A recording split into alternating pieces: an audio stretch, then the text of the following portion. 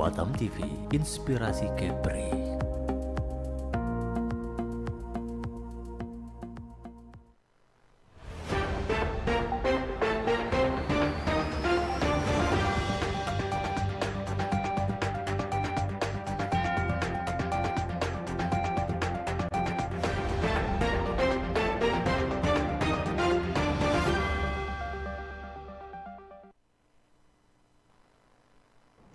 Untuk meningkatkan pelayanan kesehatan bagi masyarakat, khususnya masalah kejiwaan, Provinsi Kepulauan Riau mendirikan Rumah Sakit Jiwa dan Ketergantungan Obat Engku Haji Daud yang terletak di Tanjung Uban, Kabupaten Bintan.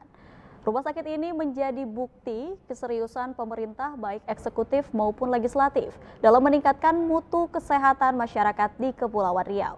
Dengan mengangkat tema eksistensi RSJKO Engku Haji Daud, inilah catatan redaksi.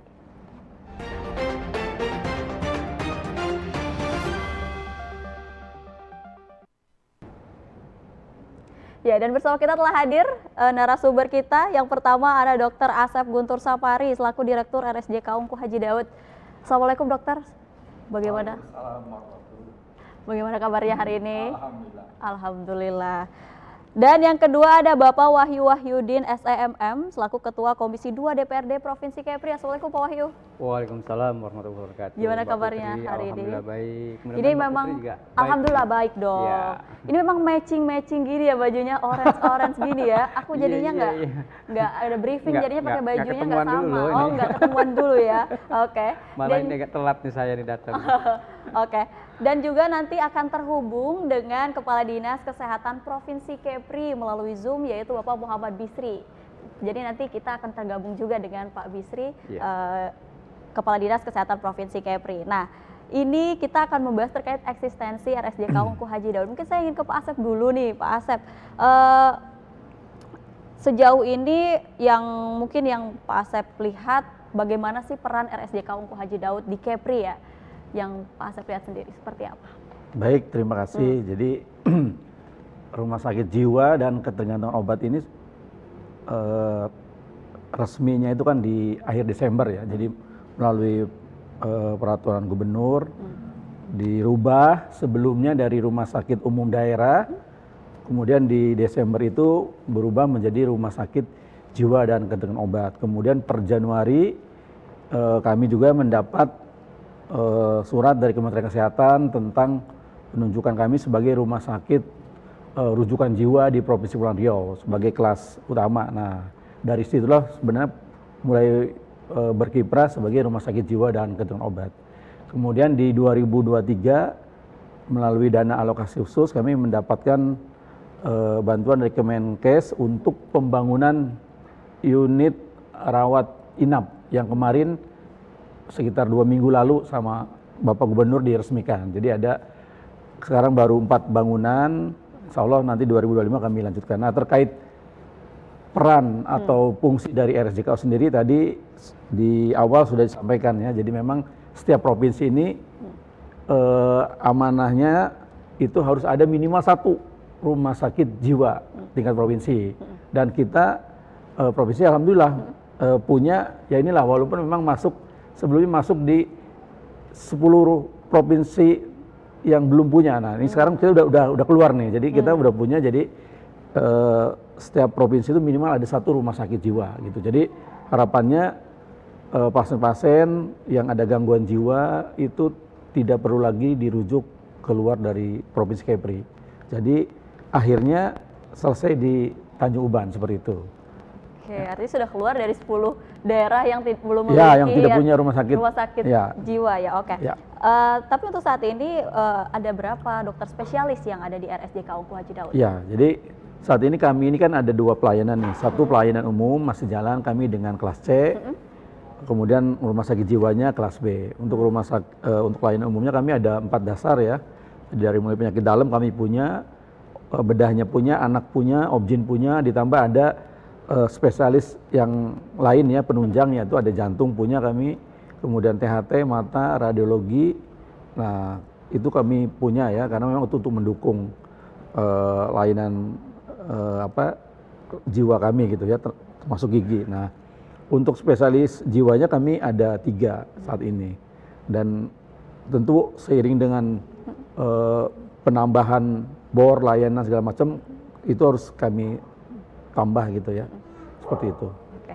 Tapi untuk dari segi infrastrukturnya sendiri, Pak Asep, seperti apa di RSJK Ungku Haji Daud? Nah, untuk saat ini untuk untuk layanan jiwa sendiri kan yang kondisi kesehatan saat ini kan kita ada 2 bangunan yang kita gunakan di belakang yang kemarin diresmikan itu. Itu kan kapasitasnya bisa 100. Nah, cuma kami buka secara bertahap, nanti kalau bornya tinggi kita buka sampai maksimal, dan memang kami sedang mengusulkan untuk melengkapi fasilitas yang lain, diantaranya untuk pelayanan nafjanya ya, kemudian untuk pelayanan psikososialnya ya. Jadi memang itu perlu pelayanan jiwa ini yang integral gitu ya, memang pendukung pelayanannya harus dipenuhi gitu. Dan kalau untuk saat ini memang kita baru di 4 gedung itu yang sudah ada seperti itu. Untuk rawat inapnya sendiri total sudah ada, kita sudah melayani. Oke. Ya. Oke. Pak Wahyu sendiri mungkin. Wahyu sudah pernah ke RSJK Ungku Haji Daud? Pernah, karena memang sebelumnya saya di Komisi 4 ya, tapi waktu itu belum menjadi rumah sakit jiwa. Hanya saja pasien itu terkadang ada, kan itu. Mungkin awalnya dari sanalah provinsi mendirikan rumah sakit jiwa langsung di Tanjung Uban tersebut. Oke, sudah pernah. Artinya melihat peran RSJK Ungku Haji Daud sendiri, Pak, apalagi tadi kan sudah keluar dari 10 daerah yang belum memiliki rumah sakit jiwa Kepri, itu seperti apa dari DPRD sendiri, Pak Wahyu? Ya, kami antusias ya, dan kami mengapresiasi ini kerja kepala daerah yang luar biasa, dan Dr. Asep juga kesiapan dari teman-teman di RSJ Tanjung Uban ini, Ungku Haji Daud, ini luar biasa. Jadi mereka walaupun di bulan Desember baru diresmikan, ternyata kesiapannya sudah memadai. Ya, kemudian juga kami mendorong terus nih agar memang rumah sakit jiwa ini bisa menjadi pusat rujukan juga, ya, khususnya di Provinsi Kepri, karena selama ini sebelum adanya RSJ di Kepri ini, para pasien yang terkena gangguan jiwa itu masih ke Pekanbaru. Nah, ini kan memprihatinkan juga gitu loh.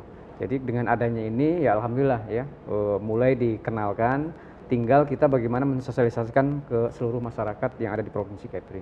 Tapi Pak Wahyu melihat isu kesehatan mental sendiri seperti apa sih, Pak?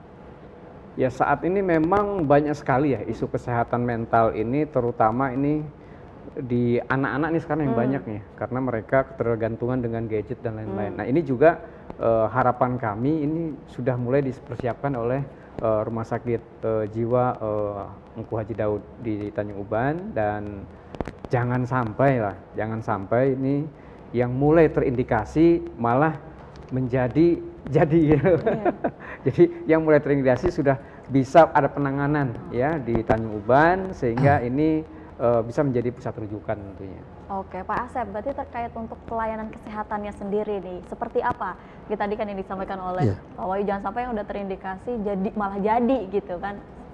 Iya, betul. Jadi memang karena kami menjadi rumah sakit rujukan untuk layanan kesehatan jiwa, jadi kami juga mulai mempersiapkan, termasuk keunggulan-keunggulan tadi itu, yang yang spesialistiknya lah ya. Jadi kalau saat ini kami punya 1 orang dokter kesehatan atau kedokteran jiwa yang anak remaja ya. Jadi dia SP2, dia khusus untuk anak remaja. Jadi termasuk yang tadi kecanduan gadget itu masuk bagian di situ gitu ya. Termasuk sebenarnya kami ingin ini Pak. Jadi termasuk yang kecanduan judi juga nih, itu masuk juga nih kelainan jiwa itu perlu di treatment. Dan sekarang sudah mulai nampak gitu.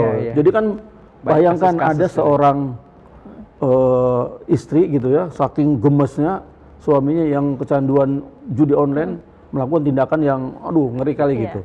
Nah, hal-hal seperti itu memang kami berharap bisa mengembangkan layanan-layanan unggulan seperti itu. Hanya untuk saat ini kami memang masih berfokus di layanan jiwa kemarin, dan dalam waktu dekat juga kami akan mempersiapkan untuk layanan psikososial ya, karena memang pelayanan jiwa ini kan kompleks ya, memang lebih kompleks kalau orang misalnya patah tulang, fraktur, dioperasi, kemudian mungkin nanti beberapa minggu atau beberapa bulan di fisioterapi sudah bisa maksimal. Tapi kalau yang gangguan jiwa itu memang perlu proses, perlu terus diikutin, kemudian diberikan pendampingan, penguatan, bukan hanya di rumah sakit, nanti di lingkungannya gitu. Kalau enggak nanti gampang kambuh lagi, balik terus gitu. Nah ini yang menjadi salah satu tugas-tugas kami inilah gitu ya, untuk nanti bersama-sama dengan masyarakat, dengan jejaring-jejaring kami seperti itu, stakeholder lainnya. Oke. Tapi untuk jam operasional pelayanan kesehatannya sendiri seperti apa di RSJK Ongko Haji Daud, Pak? Ya, sama untuk layanan jiwa kami polikliniknya sama dengan poli umum ya, ada poli spesialis lainnya. Cuman kami ada untuk yang poli sorenya. Jadi kita ada poli sore, mana tahu tidak sempat untuk pagi, bisa bikin janji dengan dokter kami yang sore gitu ya. Nah, karena memang kan kecuali kalau yang kondisi emergensi, yang lagi gaduh, lagi ngambek, lagi ngamuk-ngamuk, itu bisa langsung ke IGD kami, IGD jiwanya gitu. Tapi kalau yang sifatnya kontrol, itu bisa ambil poli yang pagi atau poli yang sore gitu. Oke, untuk saat ini pasien yang tengah melakukan pengobatan mungkin ya, yang dirawat di RSJKO, total ada berapa Pak Asep? Terakhir itu ada 9 ya, kemudian mungkin sebelumnya ada yang masuk dari Tanjung Pinang 2, mungkin sekitar 11 pasien lah yang kita. Tapi sejauh ini masyarakat sudah paham Ya, dan tahu terkait mulai, ada ya. RSJK Ongko Haji Daud? Betul. Dan kami juga kan memang sudah melakukan kegiatan yang sosialisasi ya. Sekalian kami juga ada melakukan IGD lapangan gitu ya, untuk intervensi langsung. Sekalian memberikan yaitu edukasi dan juga menjelaskan tentang keberadaan RSJKO. Ya. Oke, Pak Wahyu, tapi dari DPRD sendiri mungkin ada nggak sih dorongan khusus untuk bisa mungkin ada beberapa masyarakat Kepri yang belum mengenal terkait RSJK Ongko Haji Daud gitu. Bahkan bahwa ternyata di RSJK Ongko Haji Daud bukan hanya untuk kejiwaan ya dokter ya, tapi juga ada untuk umumnya. Ada langkah lain atau mungkin membantu sosialisasi atau sebagainya dari DPRD sendiri? Ya, kami di DPRD kebetulan kan setahun kami ada 3 kali ya, reses, dan kami juga menyampaikan kepada masyarakat nih. Ya, kami semua terjun ke masyarakat menyampaikan bahwa potensi di Kepri salah satu ada rumah sakit jiwa. Ya, ini kami sudah sosialisasikan nih, ya karena baru di awal kemarin di akhir Desember ya, jadi baru sekali kami sosialisasikan, kami bantu itu. Ya, kemudian juga kami bantu juga anggaran mereka, ya anggaran mereka bagaimana supaya juga adalah sosialisasi ke masyarakat, ya dengan turun ke masyarakat. Kemudian juga kami bantu juga anggaran bagaimana menyiapkan sarana dan prasarana juga. Jadi memang bahu-membahu berkolaborasi, memang tidak bisa hanya rumah sakit saja ini. Ya, Dokter Asep kalau memang harus sosialisasi kan nggak mungkin ya. Tugas dokter melayani, ya tugas rumah sakit melayani yang datang. Maka inilah tugas yang lain. Salah satunya adalah fungsi dari DPRD, ya menyampaikan kepada masyarakat kalau ada yang sakit kejiwaan, ada indikasi, ayo jangan ke Pekanbaru, kita ada di Uban ya, di Bintan yang memang terjangkau, kemudian juga bisa kapan saja bisa datang gitu, seperti itu. Oke, berarti sosialisasi bukan tugas dokter, dokter tugasnya melayani. Oke, Pak Asep, berarti sejauh ini kendala yang dihadapi ketika melakukan pelayanan kesehatan di RSJK Ongko Haji Daud apa nih, mumpung ada Pak Dewan di sini? Jadi kan tadi disampaikan nih, kita ingin pelayanan kesehatan jiwa di Kepri ini sesuai standar ya. Bahkan kalau bisa melebihi gitu ya. Ingin pasien-pasien yang ada gangguan jiwa itu jangan lagi ada yang dipasung. Jangan lagi ada yang tidak dibawa ke rumah sakit. Apakah itu karena faktor ekonomi gitu ya. Karena kan Pemprov sudah menganggarkan ada jam kesda, dengan Dewan, dengan DPRD sudah menganggarkan ada jam kesda provinsi gitu ya. Jangan juga ada stigma seperti itulah. Kita maunya seperti itu. Ini memang itu perlu proses. Jadi salah satu yang menjadi kendala adalah bagaimana pelayanan kesehatan jiwa ini bisa ini tadi yang sampaikan Pak Wahyu nih. Kita semua perlu berkolaborasi karena ini nggak bisa. Di kami sudah bagus, sudah bisa mengurus diri. Begitu dia pulang ke rumah, di rumahnya masih diperlakukan tidak semestinya. Lingkungan sekitarnya, anak-anaknya masih manggil-manggil dia dengan panggilan-panggilan tidak bagus, dia kan mudah kembali gitu. Ya. Ada juga sekarang orang begitu dia kena gangguan jiwa dari kantornya langsung PHK. Kasihan kan, udah dia ini. Nah, hal-hal yang seperti itulah yang terus kami berusaha untuk bersama-sama ya gitu. Biar kalau ada saudara kita, tetangga kita, teman kita yang kebetulan terkena gangguan jiwa, dia bisa diobatin dengan baik dan dia bisa melanjutkan kehidupannya. Bisa, kalau dia seorang ibu ya bisa melanjutkan tugas dia gitu. Tidak betul-betul udah gangguan jiwa tuh ya sudah gitu sampai dia meninggal, jangan. Kita harapkan seperti itu. Jadi yang kami sekarang masih agak perlu berproses itu ya itulah bagaimana menyadarkan yang pertama tentang ya itulah perlunya kesadaran bersama ya, bahwa orang gangguan jiwa itu bisa sembuh, bisa melanjutkan kehidupannya, bukan kartu mati gitu ya. Orang gangguan jiwa udah gitu, orang bakalan gangguan jiwa enggak, bisa dia sama orang yang sakit jantung yang udah pakai ring pun bisa usaha hidupnya lama gitu kan dengan mengikuti saran-saran dokter. Kami pun maunya seperti itu. Jadi ke depan memang tugasnya akan lebih berat, termasuk kami juga ya tadi itu terus melengkapi sarana dan prasarana di rumah sakit jiwa kami. Misalnya kami saat ini untuk pendukung kesehatannya baru punya alat SCT ya. Kalau untuk rumah sakit rujukan itu minimal itu kan selain elektrokonvulsif terapi, jadi SCT itu kalau orang sedang gaduh gelisah misalnya bisa dengan itu untuk dokter jiwa memberikan treatment ya. Selain SCT juga kami perlu EMS gitu ya, kemudian perlu juga EEG yang dengan monitor. Nah, hal-hal itu yang akan mendukung treatment dokter tentu kami harus penuhi. Selain itu juga ya itu tadi area kami yang kebetulan alhamdulillah kami punya lahan sekitar 10 hektar. Itu perlu dipagar, perlu one stop lah ya, jadi mudah. Karena kan kalau kami buka layanan nafza tanpa proteksi yang memadai, tidak standar juga nanti tidak akan keluar kami izinnya gitu. Makanya hal seperti itu yang mesti kita tingkatkan. Artinya bukan hanya edukasi terhadap masyarakat gitu ya, tapi juga ada alat-alat yang sarananya juga masih perlu, masih kurang. Banyak dibutuhkan. Kita masih akan banyak berbincang ya Pak Wahyu dan juga Pak Asep, tapi kita akan jeda terlebih dahulu. Jadi pemirsa jangan kemana-mana, tetap di catatan redaksi.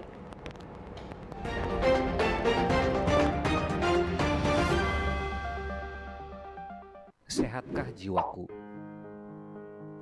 Teman-teman, jika kita sakit fisik, tanda-tandanya dapat kita kenali dan rasakan. Berbeda halnya jika seseorang mengalami masalah atau gangguan jiwa, seringkali tidak disadari atau dipahami. Bahkan ada kekhawatiran mendapatkan stigma atau diskriminasi jika berobat atau mencari pertolongan profesional. Sehatkah jiwa kita? Sehat jiwa adalah kondisi seseorang yang dapat berkembang secara fisik, mental, spiritual, dan sosial sehingga ia dapat menyadari kemampuan sendiri, mengatasi tekanan, bekerja secara produktif, dan berperan dalam komunitas.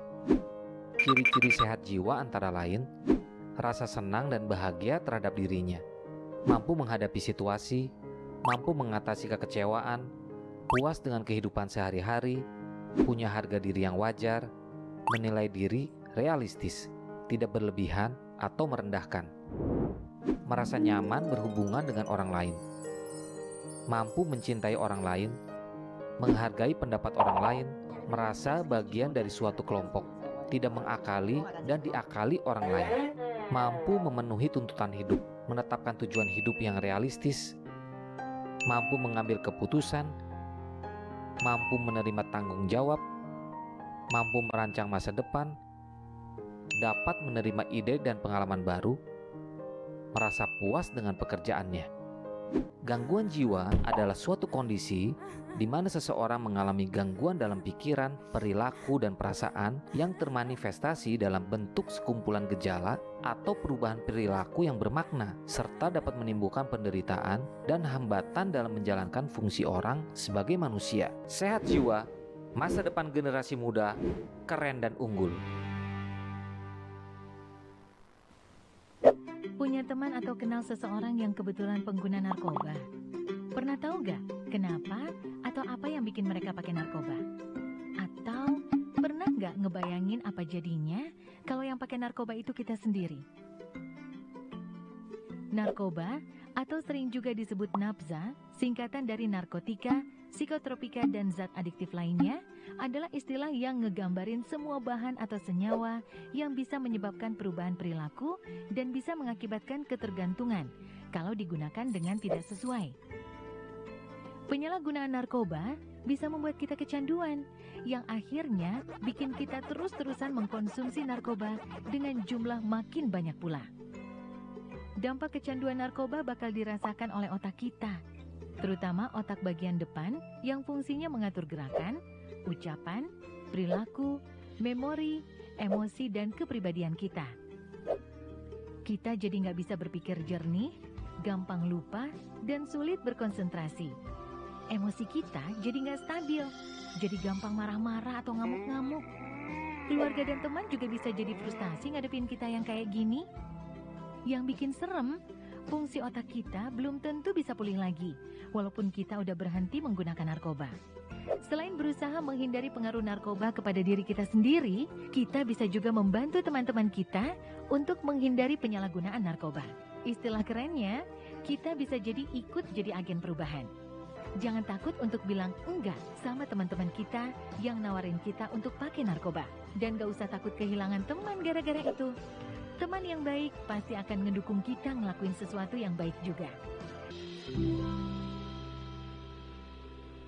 Di era serba digital saat ini, berbagai kemudahan dapat tersedia sesuai dengan keinginan. Hal ini dapat menimbulkan berkurangnya aktivitas fisik bagi setiap individu. Ditambah dengan kebiasaan yang tidak baik, seperti mengkonsumsi makanan yang tidak sehat, kebiasaan merokok, hingga pencemaran lingkungan yang mampu menjadi ancaman timbulnya penyakit menular di tengah masyarakat. Untuk itu, perlu dilakukan gerakan masyarakat hidup sehat. Germas adalah suatu tindakan sistematis dan terencana yang dilakukan dengan kesadaran, kemauan, dan kemampuan. Berperilaku hidup sehat untuk meningkatkan kualitas hidup dengan tujuan meningkatkan produktivitas penduduk dan mengurangi pembiayaan pelayanan kesehatan akibat penyakit.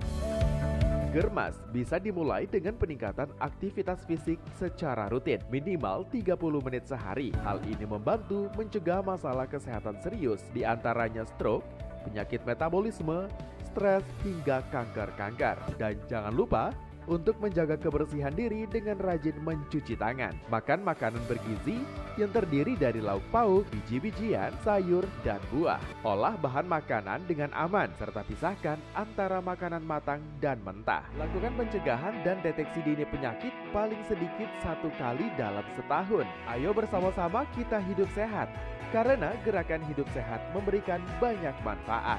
Sehat dimulai dari saya.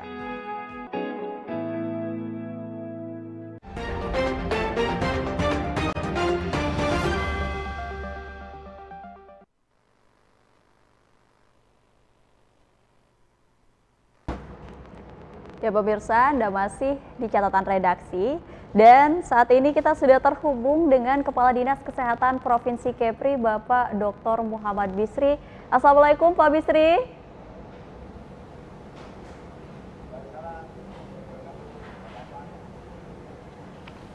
Pak Bisri, suaranya kecil sekali, saya tidak mendengar. Assalamualaikum Pak Bisri.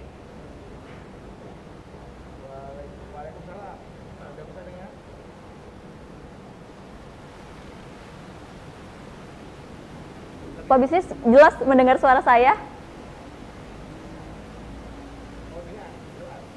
Oke. Suara Pak Bisri kecil sekali, mungkin bisa tolong dinaikkan. Pak Bisri sepertinya sedang berada di mobil ya Pak Bisri, mau kemana Pak Bisri? Ya, lagi di Karimun. Lagi di Karimun, apa namanya, ada monitoring evaluasi di rumah sakit di Karimun. Rumah. Terus kita cek mobil tim.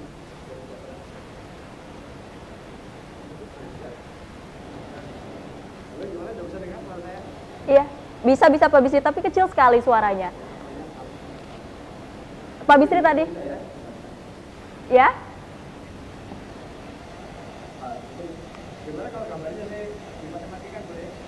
Ya, ya. Pak Bisri, tadi kita sudah berbincang di sini di studio, sudah hadir ada Pak Asep, Direktur RSJK Ungku Haji Daud, dan juga Ketua Komisi 2 Pak Wahyu. Pak Bisri. Sudah hadir di studio. Waalaikumsalam Ya. warahmatullahi wabarakatuh. Ya.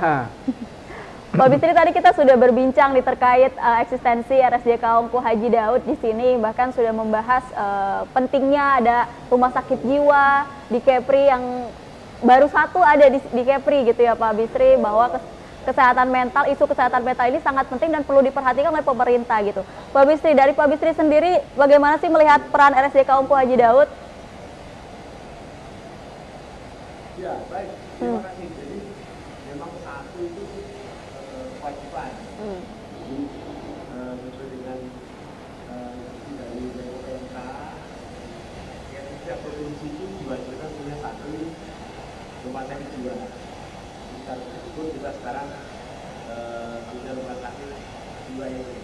Itu yang kita pilih strategi dari itu tentu kita harus kelola dengan baik pelayanannya, kehadirannya harus benar-benar bisa dirasakan oleh masyarakat. Cuma memang rumah sakit jiwa itu agak berbeda dengan rumah sakit umum lain. Dulu penanganan tata kelola yang itu sebenarnya banyak penyakit yang sama saja. Tapi yang perlu kita ingat bahwa rumah sakit jiwa kita tahun ini juga sebenarnya berangkat dari rumah sakit umum. Ini terpaksa melakukan pelayanan rumah sakit umum.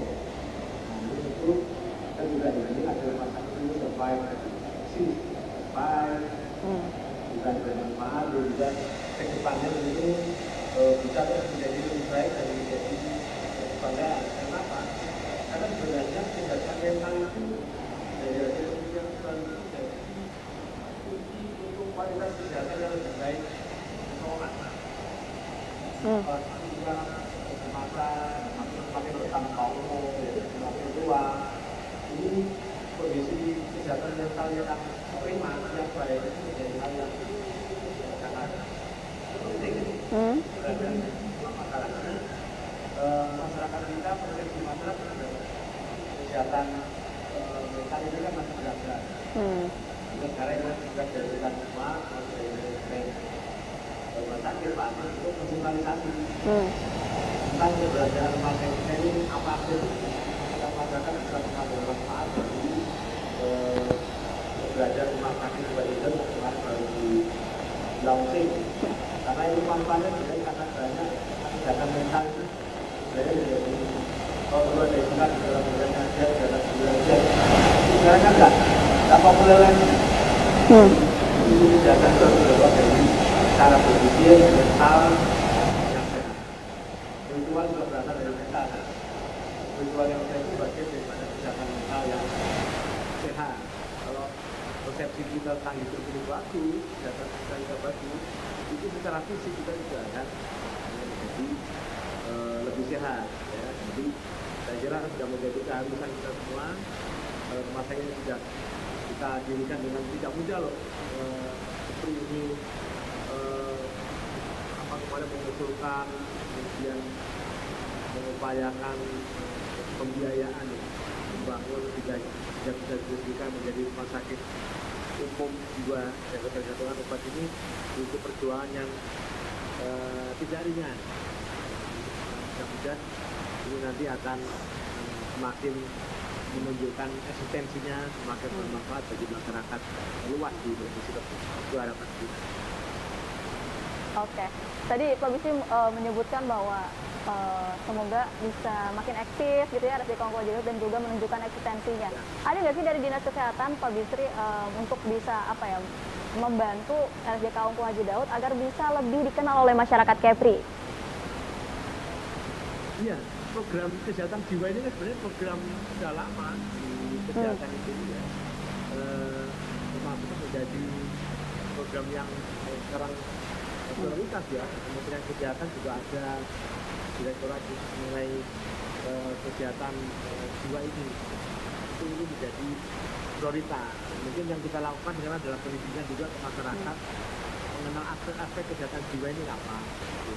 Jadi selama ini mungkin masyarakat mengenal kesehatan jiwa ini yang berat, yang sudah mungkin yang dipasung ya, yang sudah leukemia itu untuk penanganan itu ya sudah praktis misalnya. Padahal itu adalah jenis gangguan jiwa yang berat. Padahal sebagian besar gangguan jiwa itu ringan sampai sedang. Ya, sebagian besar itu malah tidak kita tangani dengan baik, tidak tertangani. Ini kesalahannya dari dua sisi ya. Itu kita sebagai petugas juga kurang sosialisasi, ini akan kita lakukan, dan dari masyarakat sendiri mungkin masih ada stigma nih, terkait gangguan jiwa ini. Padahal ketika dia punya masalah nih, dengan anak misalnya, dengan anaknya misalnya terkait dengan apa ya, proses pendewasaan anak ini, apa istilahnya, mencari jati diri segala macam, perlu dikonsultasikan, perlu ada pertolongan, perlu anak-anak ini perlu ditolong. Ya, di rumah sakit jiwa ini nggak ada dokter juga, tapi juga ada psikolog.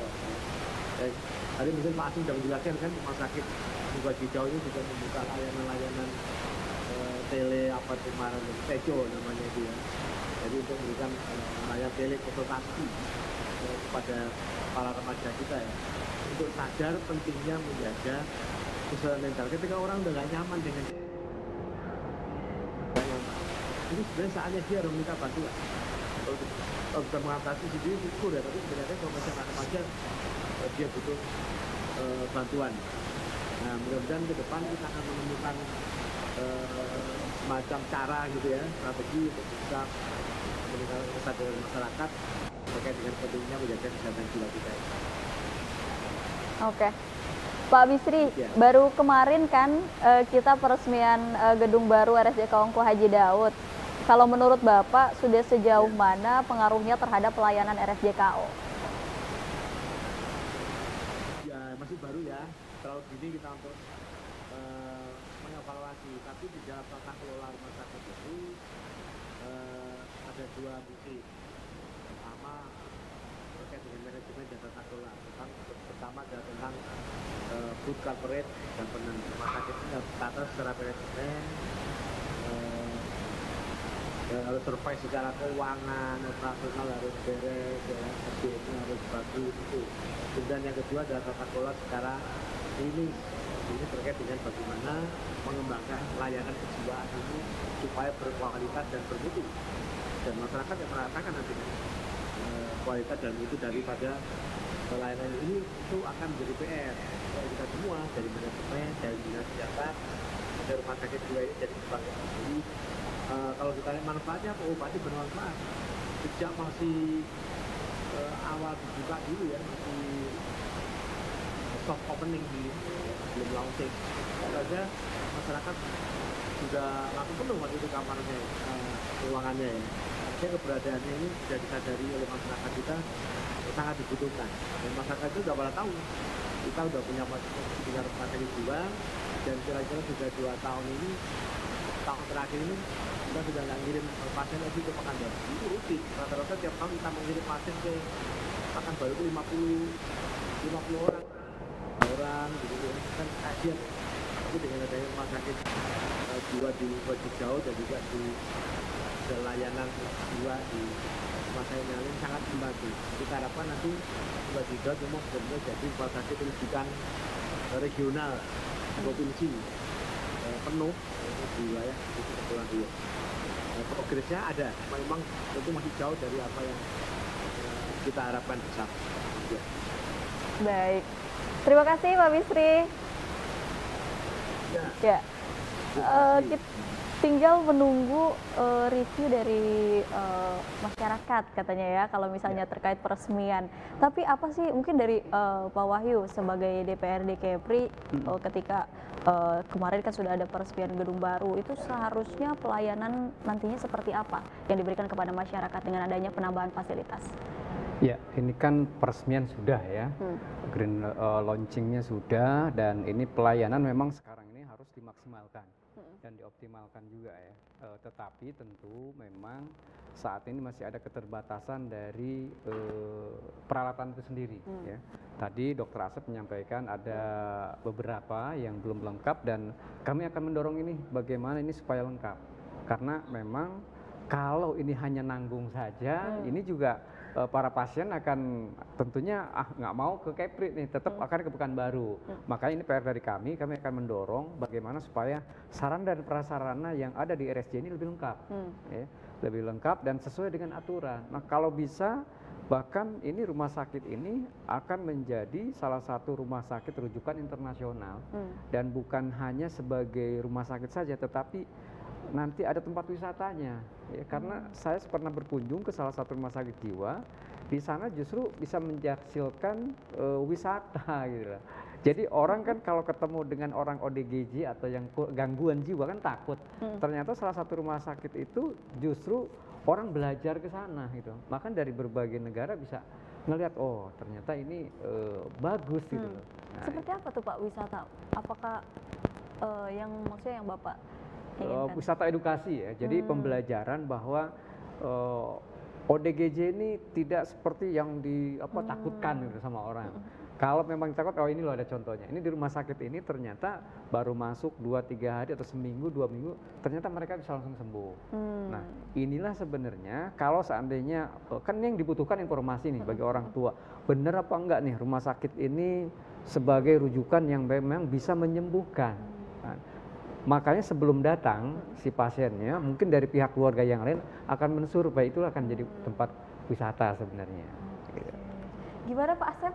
Ya, ya betul. Jadi memang untuk menjadi rumah sakit yang level tingkat utama gitu ya, tadi yang sampaikan Pak Wahyu, itu tentu kami terus melengkapi sarana prasarana termasuk alkesnya, termasuk layanan itu. Jadi layanan unggulan kami seperti tadi, misalnya sekarang kami di anak remaja, nanti mungkin kami akan tambah dokter konsulen untuk nafzanya ya. Terus ternyata bukan hanya anak remaja, di usia-usia tua juga ternyata banyak yang gangguan. Kami juga akan melengkapi layanan untuk psikogeriatrinya seperti itu. Termasuk tadi yang layanan rehab psikososial gitu ya, bagaimana setelah pasien-pasien melalui fase akutnya gitu ya, kemudian bisa dilanjutkan dengan layanan rehab psikososial gitu ya, termasuk sekarang ini kan sudah ada panti-panti juga yang menampung juga gitu. Di Batam itu ada beberapa panti, namun kami juga akan berkolaborasi biar treatment mereka bisa, paling nggak kan mereka juga harus ada standarnya ya, standar minimal pelayanannya lah. Kalaupun di panti tetap kita tidak sendiri pun kita tidak akan mampu, jadi kita akan merangkul mereka juga untuk berkolaborasi, bersinergi lah. Intinya tadi itu bagaimana pasien-pasien ODGJ ini mendapatkan treatment yang standar, yang lebih baik, sehingga tadi itu bisa mendapatkan hasil yang optimal seperti itu. Tapi sejauh ini setelah diresmikan gedung baru tadi, bagaimana yang dirasakan oleh mungkin dari Pak Asep sendiri? Apakah terbantu dengan pelayanannya atau seperti apa Pak? Ya, kan kita baru sekitar 2 minggu ya, memang belum langsung gitu ya, tapi memang sudah terlihat. Seperti kemarin beberapa hari lalu sudah ada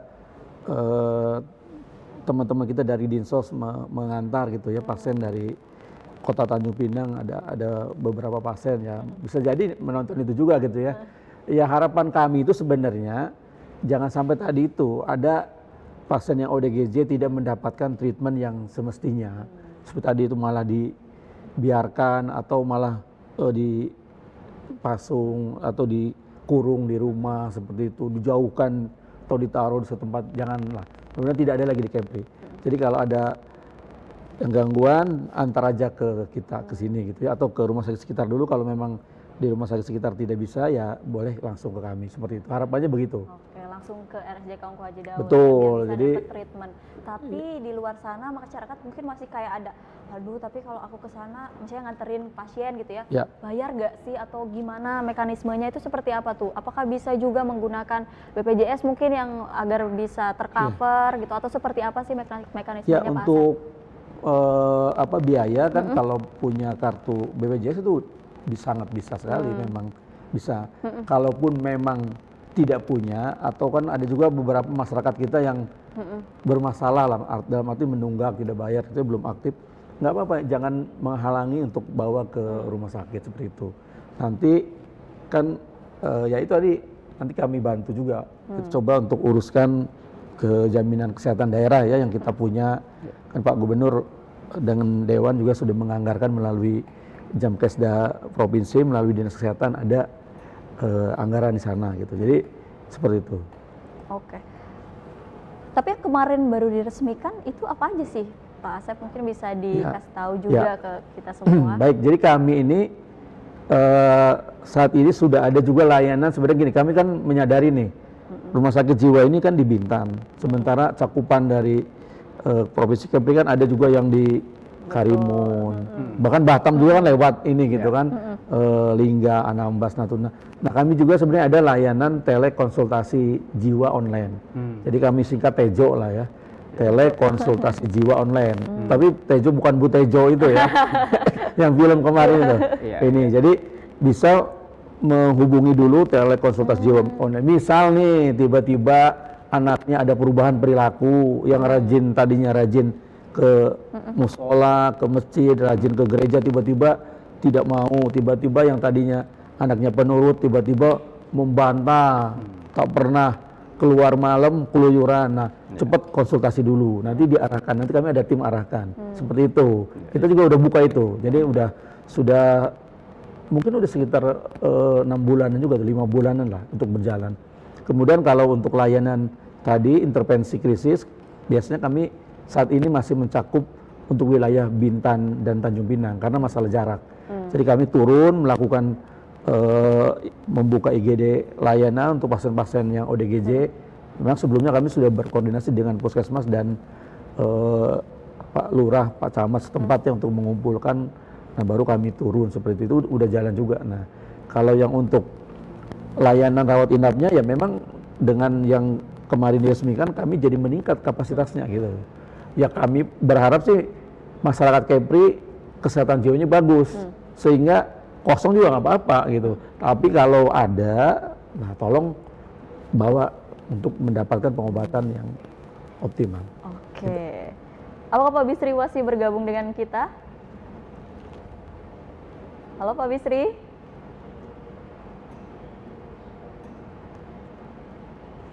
Oke. Nah, Pak Asep, peresmian gedung sudah kemarin nih. Mungkin ada proyeksi lain lagi yang akan dilakukan mungkin, atau mungkin menjadi catatan nanti ini udah rilis gitu ya, apa peresmian gedung udah. Terus ada lagi nggak sih hal yang mau dilakukan oleh RSCK Haji Daud? Baik, itu kan yang gedung Pembantu kan tahap 1 ya, yang kita ada sekitar 23 M, kita membangun 4 bangunan dan ada untuk panel solar dan genset. Nah untuk tahap 2 ini ya untuk kelanjutan tadi itu, termasuk yang untuk IGD jiwa, kemudian gedung utama yang untuk manajemen juga ya, sama untuk diklatnya, dan juga fasilitas pendukung lainnya yang untuk mendukung bagaimana rumah sakit jiwa Tanjung Uban ini menjadi rumah sakit rujukan utama seperti itu. Nah itu ya termasuk tadi layanan NAPJA. NAPJA itu ada standar yang harus kita penuhi, termasuk masalah keamanannya gitu ya. Karena kan nggak mungkin juga kami gabung pasien NAPJA yang rehab NAPJA dengan pasien ODGJ gitu. Nah itu kami usulkan di tahap 2. Kami sedang proses usulkan melalui dana alokasi khusus tahun 2025. Ya mudah-mudahan saja dari Kementerian Kesehatan bisa menyalurkan, nanti dibantu dengan Pak Gubernur, dengan Dewan gitu ya. Mudah-mudahan tahun depan kami dapat. Kalau tahun ini kami dapat tapi sangat kecil sekali. Tahun ini 2024 kami hanya dapat 1,5 M gitu.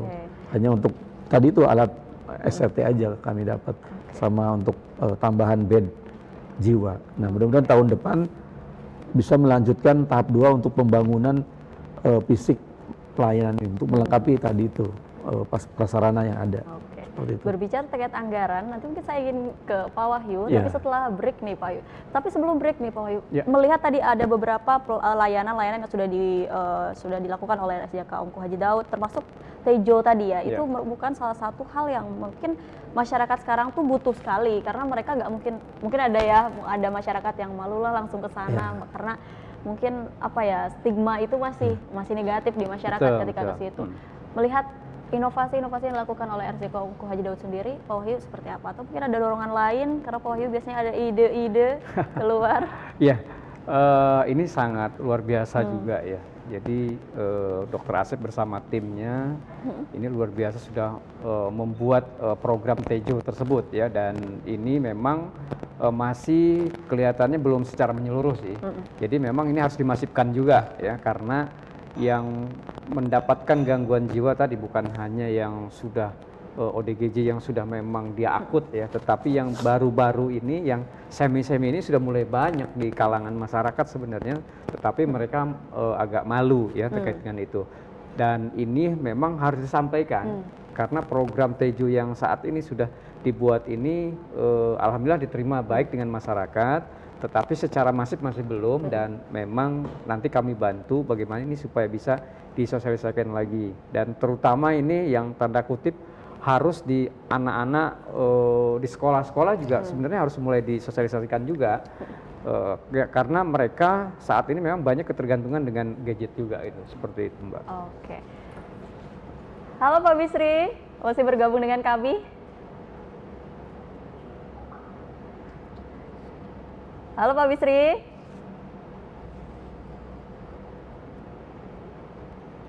Iya. Suaranya kurang terdengar, mungkin boleh.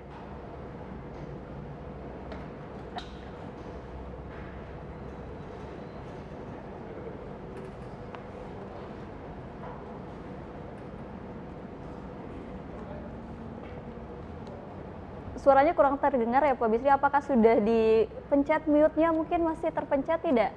Ya?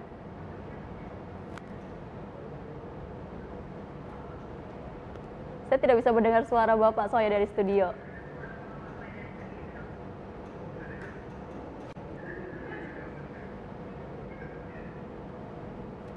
Ya.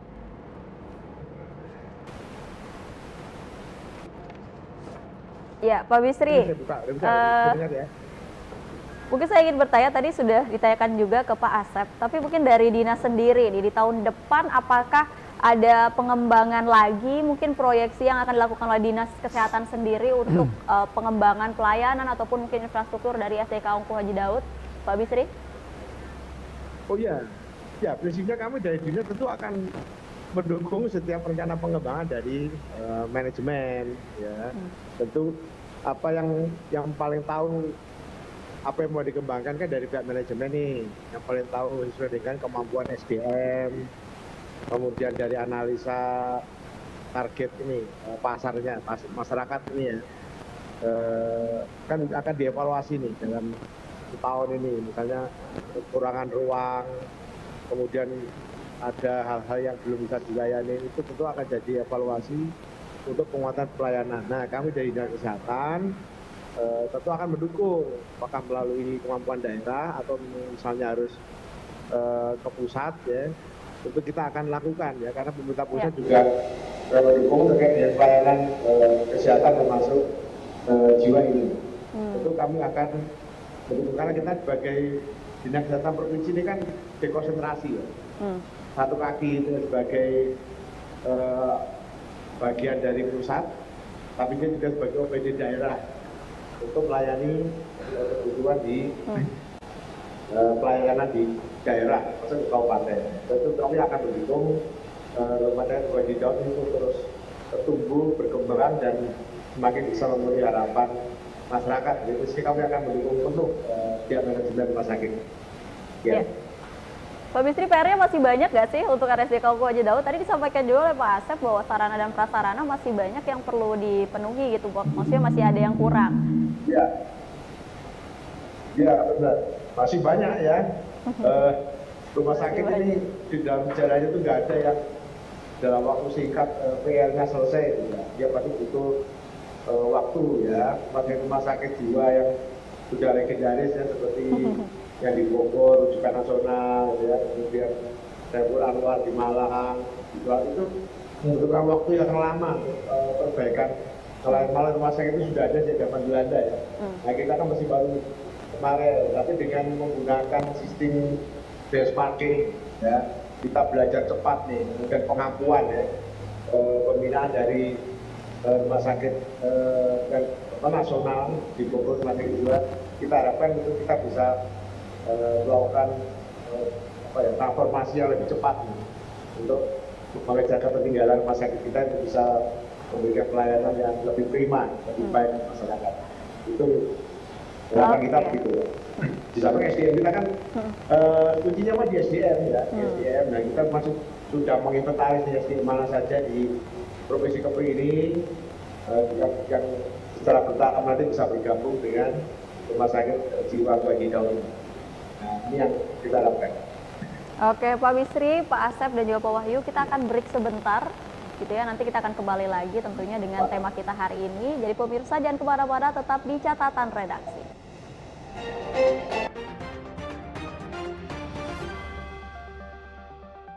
Sehatkah jiwaku?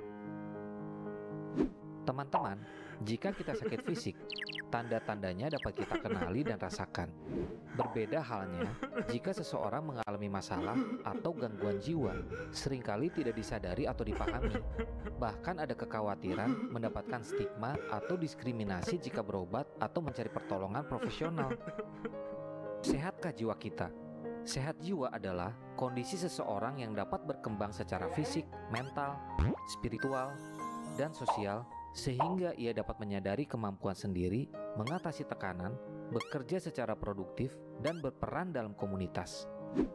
Ciri-ciri sehat jiwa antara lain, rasa senang dan bahagia terhadap dirinya, mampu menghadapi situasi, mampu mengatasi kekecewaan, puas dengan kehidupan sehari-hari, punya harga diri yang wajar, menilai diri realistis, tidak berlebihan atau merendahkan, merasa nyaman berhubungan dengan orang lain, mampu mencintai orang lain, menghargai pendapat orang lain, merasa bagian dari suatu kelompok, tidak mengakali dan diakali orang lain, mampu memenuhi tuntutan hidup, menetapkan tujuan hidup yang realistis, mampu mengambil keputusan, mampu menerima tanggung jawab, mampu merancang masa depan, dapat menerima ide dan pengalaman baru, merasa puas dengan pekerjaannya. Gangguan jiwa adalah suatu kondisi di mana seseorang mengalami gangguan dalam pikiran, perilaku, dan perasaan yang termanifestasi dalam bentuk sekumpulan gejala atau perubahan perilaku yang bermakna, serta dapat menimbulkan penderitaan dan hambatan dalam menjalankan fungsi orang sebagai manusia. Sehat jiwa, masa depan generasi muda, keren dan unggul. Punya teman atau kenal seseorang yang kebetulan pengguna narkoba? Pernah tahu gak kenapa atau apa yang bikin mereka pakai narkoba? Atau pernah gak ngebayangin apa jadinya kalau yang pakai narkoba itu kita sendiri? Narkoba atau sering juga disebut nafza, singkatan dari narkotika, psikotropika, dan zat adiktif lainnya, adalah istilah yang ngegambarin semua bahan atau senyawa yang bisa menyebabkan perubahan perilaku dan bisa mengakibatkan ketergantungan kalau digunakan dengan tidak sesuai. Penyalahgunaan narkoba bisa membuat kita kecanduan, yang akhirnya bikin kita terus-terusan mengkonsumsi narkoba dengan jumlah makin banyak pula. Dampak kecanduan narkoba bakal dirasakan oleh otak kita, terutama otak bagian depan yang fungsinya mengatur gerakan, ucapan, perilaku, memori, emosi, dan kepribadian kita. Kita jadi nggak bisa berpikir jernih, gampang lupa, dan sulit berkonsentrasi. Emosi kita jadi nggak stabil, jadi gampang marah-marah atau ngamuk-ngamuk. Keluarga dan teman juga bisa jadi frustasi ngadepin kita yang kayak gini. Yang bikin serem, fungsi otak kita belum tentu bisa pulih lagi, walaupun kita udah berhenti menggunakan narkoba. Selain berusaha menghindari pengaruh narkoba kepada diri kita sendiri, kita bisa juga membantu teman-teman kita untuk menghindari penyalahgunaan narkoba. Istilah kerennya, kita bisa ikut jadi agen perubahan. Jangan takut untuk bilang enggak sama teman-teman kita yang nawarin kita untuk pakai narkoba. Dan gak usah takut kehilangan teman gara-gara itu. Teman yang baik pasti akan ngedukung kita ngelakuin sesuatu yang baik juga. Di era serba digital saat ini, berbagai kemudahan dapat tersedia sesuai dengan keinginan. Hal ini dapat menimbulkan berkurangnya aktivitas fisik bagi setiap individu. Ditambah dengan kebiasaan yang tidak baik, seperti mengkonsumsi makanan yang tidak sehat, kebiasaan merokok, hingga pencemaran lingkungan yang mampu menjadi ancaman timbulnya penyakit menular di tengah masyarakat. Untuk itu, perlu dilakukan gerakan masyarakat hidup sehat. Germas adalah suatu tindakan sistematis dan terencana yang dilakukan dengan kesadaran, kemauan, dan kemampuan. Berperilaku hidup sehat untuk meningkatkan kualitas hidup dengan tujuan meningkatkan produktivitas penduduk dan mengurangi pembiayaan pelayanan kesehatan akibat penyakit. Germas bisa dimulai dengan peningkatan aktivitas fisik secara rutin, minimal 30 menit sehari. Hal ini membantu mencegah masalah kesehatan serius, diantaranya stroke, penyakit metabolisme, stres, hingga kanker-kanker. Dan jangan lupa untuk menjaga kebersihan diri dengan rajin mencuci tangan. Makan makanan bergizi yang terdiri dari lauk pauk, biji-bijian, sayur, dan buah. Olah bahan makanan dengan aman, serta pisahkan antara makanan matang dan mentah. Lakukan pencegahan dan deteksi dini penyakit paling sedikit 1 kali dalam setahun. Ayo bersama-sama kita hidup sehat, karena gerakan hidup sehat memberikan banyak manfaat. Sehat dimulai dari saya.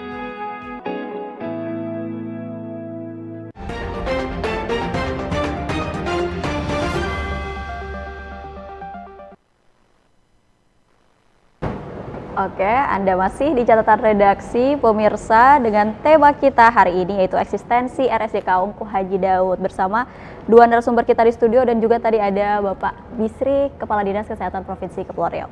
Nah, tadi sudah saya sampaikan sebelum break gitu ya terkait anggaran ini karena menarik juga Pak Wahyu. Ini kan tadi di-spill juga sama Pak Bisri nih kalau anggaran untuk Dinas Kesehatan kurang lebih 500 miliar kalau nggak salah ya tadi. Dari fraksi PKS bagaimana untuk mendorong adanya peningkatan kesehatan dari sisi anggaran sendiri Pak Wahyu? Iya, kalau dari sisi anggaran memang kebutuhan anggaran selama ini untuk kesehatan kami juga ada di Banggar dan juga di praksi selalu membahas ini. Selama ini memang untuk anggaran kesehatan ini belum mencapai batas yang diusulkan. Kenapa demikian? Karena memang keterbatasan pendapatan asli daerah sendiri. Jadi APBD Kepri masih agak jauh dari harapan lah. Tetapi dengan APBD yang memang standar, ini juga alhamdulillah ya, kepala daerah juga mensupport itu, mensupport terkait dengan yang ada di Rumah Sakit Ungku Haji Daud ini. Dan yang disampaikan oleh Pak Bisri ya, Pak Kadis 500 miliar ini juga bertahap nih. Bertahap kami realisasikan ya, kami setujuin dengan melihat skala prioritas. Ini yang mana skala prioritasnya dulu kita dorong agar tercapai tujuan yang diinginkan tentu. Dan kami terus akan merespon itu dan mendengarkan keluhan-keluhan baik itu dari rumah sakit, kemudian terutama dari pihak masyarakat nih, karena ketika masyarakat melaporkan kami ke rumah sakit jiwa di Tanjung Uban ini, tetapi pelayanannya ini agak kurang, alat ini yang dibutuhkan ini kan. Respon dari masyarakat itu kami akan langsung merespon itu gitu. Dan itulah yang berarti yang sangat dibutuhkan urgent di rumah sakit tersebut. Mau tidak mau itu harus direalisasikan oleh pemerintah tentu.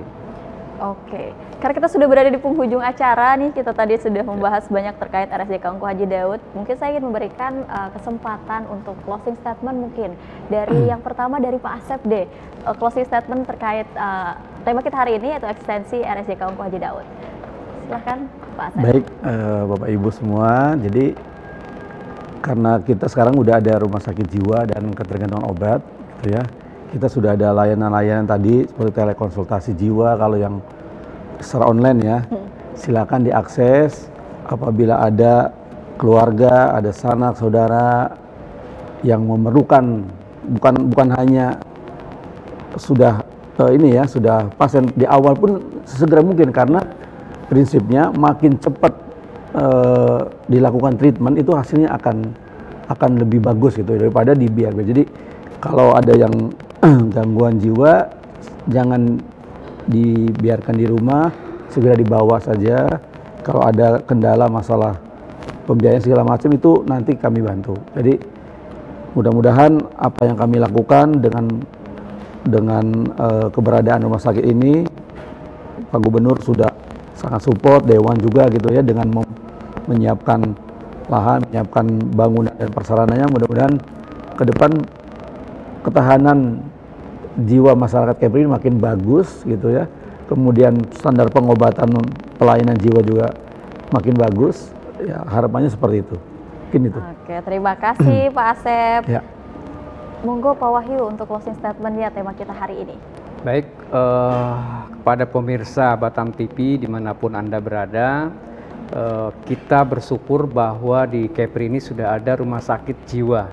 Dan ini cukup membanggakan karena selama ini masyarakat Kepri ini berbondong-bondong kalau ada terindikasi kejiwaan, ya baik yang baru indikasi maupun yang akut, ini dibawanya ke Pekanbaru. Dan alhamdulillah di Kepri sudah ada, dan ini perlu diapresiasi. Dan bagi Bapak Ibu ya, teman-teman semua masyarakat yang ada di Provinsi Kepulauan Riau maupun dimanapun itu, karena bukan hanya masyarakat yang biasa yang dilindungi, tetapi para ODGJ juga ini menjadi PR buat kita semua. Ini harus dilindungi juga oleh negara, dilindungi juga oleh pemerintah.